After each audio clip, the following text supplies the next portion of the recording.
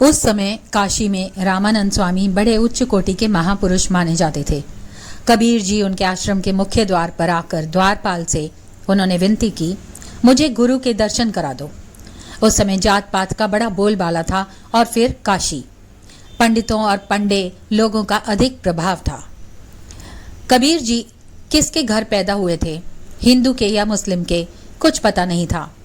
एक जुलाहे को तालाब के किनारे मिले थे।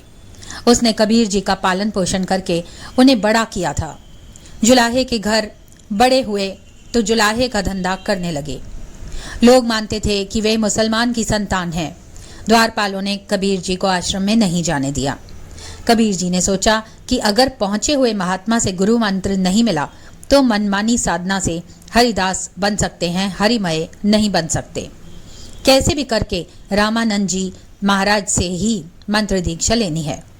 कबीर जी ने देखा कि हर रोज सुबह 3-4 बजे स्वामी रामानंद जी खड़ाऊं पहनकर टप टप आवाज करते हुए गंगा में स्नान करने जाते हैं। कबीर जी ने गंगा के घाट पर उनके जाने के रास्ते में सब जगह बाढ़ कर दी और एक ही मार्ग रखा। उस मार्ग में सुबह के अंधेरे में कबीर जी सो गए। गुरु महाराज आए तो अंधेरे के कारण कबीर जी पर पैर पड़ गया। उनके मुख से उद्गार निकल पड़े, राम राम। कबीर जी का तो काम बन गया। गुरु जी के दर्शन भी हो गए, उनकी पादुकाओं का स्पर्श तथा मुख से राम मंत्र भी मिल गया। अब दीक्षा में बाकी ही क्या रहा। कबीर जी नाचते गुनगुनाते घर वापस आए। राम नाम की और गुरुदेव के नाम की रट लगा दी।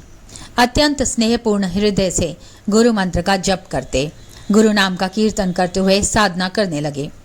दिनों दिन उनकी मस्ती बढ़ने लगी। महापुरुष जहां पहुंचते हैं वहां की अनुभूति उनका भावपूर्ण हृदय से चिंतन करने वाले को भी होने लगती है। काशी के पंडितों ने देखा कि यवन का पुत्र कबीर राम नाम जपता है, रामानंद के नाम का कीर्तन करता है।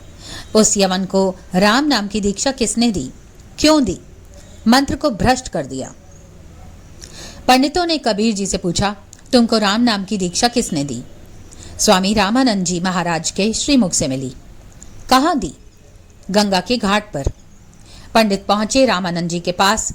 आपने यवन को राम मंत्र की दीक्षा देकर मंत्र को भ्रष्ट कर दिया, संप्रदाय को भ्रष्ट कर दिया। गुरु महाराज, ये आपने क्या किया? गुरु महाराज ने कहा, मैंने तो किसी को दीक्षा नहीं दी।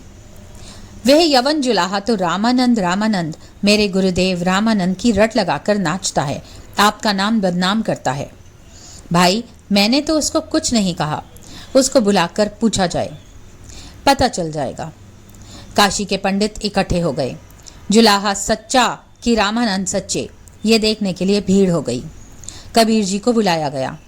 गुरु महाराज मंच पर विराजमान हैं। सामने विद्वान पंडितों की सभा है। रामानंद जी ने कबीर से पूछा, मैंने तुम्हें कब दीक्षा दी? मैं कब तेरा गुरु बना? कबीर जी बोले, महाराज, उस दिन प्रभात को आपने मुझे पादुका स्पर्श कराया और राम मंत्र भी दिया, वहां गंगा के घाट पर।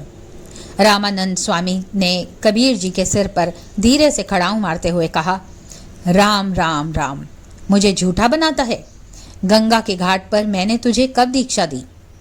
कबीर जी बोल उठे, गुरु महाराज, तब की दीक्षा झूठी तो अब की तो सच्ची। मुख से राम नाम का मंत्र भी मिल गया और सिर पर आपकी पावन पादुका का स्पर्श भी हो गया। स्वामी रामानंद जी उच्च कोटि के संत महात्मा थे। उन्होंने पंडितों से कहा, चलो, यवन हो या कुछ भी हो, मेरा पहले नंबर का शिष्य यही है। ब्रह्मनिष्ठ सत्पुरुषों की विद्या हो या दीक्षा, प्रसाद खाकर मिले तो भी बेड़ा पार करती है और मार खाकर मिले तो भी बेड़ा पार कर देती है।